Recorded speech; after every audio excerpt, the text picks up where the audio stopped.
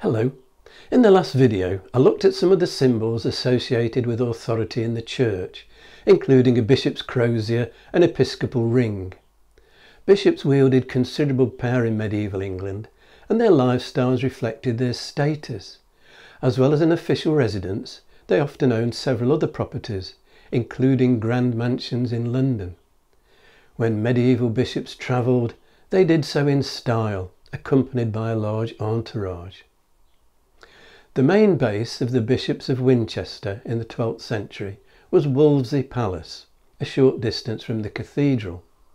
But they also owned Bishop's Waltham Palace in Hampshire, built in the 12th century and extensively remodelled by Bishop William of Wykeham in the late 14th century. The impressive 12th century Mott and Bailey Farnham Castle in Surrey, with its 15th century brick gatehouse, and as a London base, Winchester Palace in Southwark.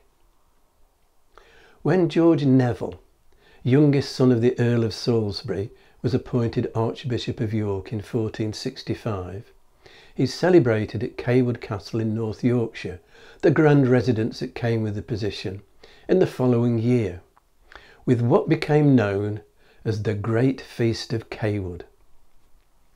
Antiquarian John Leyland and other writers recorded a menu that included more than 100 oxen, 6 wild bulls, 2,000 pigs, 500 deer, 400 swans, 100 peacocks, 1,000 capons, 2,000 geese, plus countless other birds, and also rabbits, pike, bream, even porpoise, and 5,500 venison pasties, all washed down with 25,000 gallons of wine and 75,000 gallons of ale.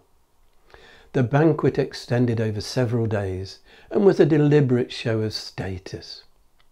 We looked at Cawood Castle in the series Historic Buildings Rescued. A gatehouse and attached domestic range survive of the former fortified home of the Archbishops of York. Buildings like Wolvesey Palace and Cawood Castle provided bishops with a meeting place, a great hall for ceremonial occasions at which they could preside in style, and frequently a second hall for hosting more intimate functions. Many were furnished with private apartments in an age when communal living and dining was the norm, and with a private chapel to serve their spiritual needs. Separating themselves from their households, creating distance that emphasised and reinforced their position of authority. Rather than combining public and private rooms in one building, the bishops of St David's went one better.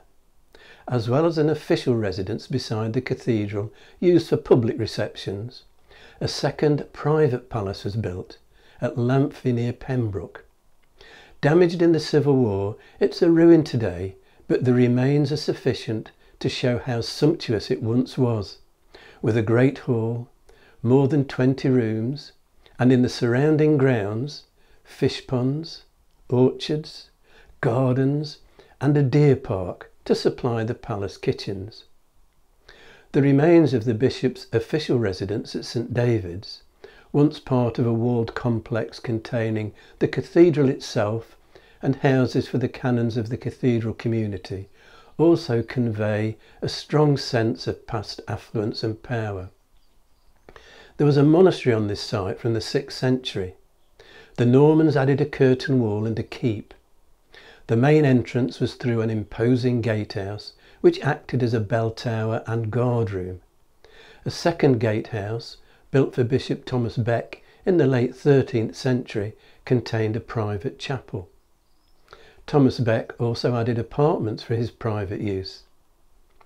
Major development of the palace was carried out under Bishop Henry of Gower, who had a new range built entirely for his own personal use, with a more public great hall for entertaining in lavish style. In the first half of the 12th century, Bishop Alexander of Lincoln, in charge of a diocese stretching from the Humber to the Thames, and with an official residence beside Lincoln Cathedral, built castles for himself at Banbury, Sleaford and at Newark, all symbols of his power and authority dominating their surroundings.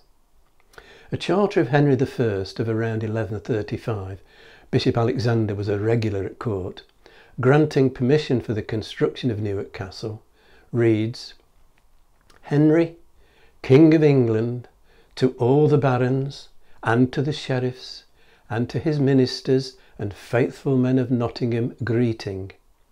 Know you that I have granted to Alexander, Bishop of Lincoln, that he may make a ditch and rampart of his fish pond at Newark upon the Fosse Way, and he may divert the Fosse Way through the same town as he shall wish." There had been a fortified manor at Newark from Anglo-Saxon times that passed into the possession of the bishops of Lincoln after the Norman conquest. Bishop Alexander's castle was a much grander building. Later bishops of Lincoln added to the number of residences in the diocese, including at Liddington in Rutland and Buckden in Cambridgeshire. Surviving elements of Newark Castle are a testament to its former glory. Two distinct types of stone used give the masonry a checkerboard appearance that would have been striking when new. In the Middle Ages, the waters of the River Trent lapped the wall where a watergate gave direct access to the kitchen cellars for provisions to be delivered by boat. Above the watergate was the Bishop's Great Hall, remodelled by Bishop Thomas Rotherham in the 1470s with a two-storey oriel window proudly displaying the Rotherham coat of arms and offering sweeping views along the river. Long established as a market town, under the patronage of the bishops of Lincoln, Newark grew and developed as a major inland port. Elsewhere in medieval England, the founding of towns and boroughs by kings and nobles and abbots and bishops, a kind of commercial speculation, involved letting go of some of their power, devolving authority in order to attract tenants.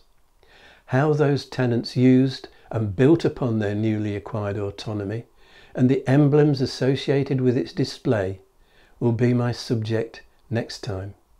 If you've enjoyed this video, hit the like and subscribe buttons and click on the notification bell to be informed when the next video is available, or you can subscribe by clicking on the rose window over my shoulder.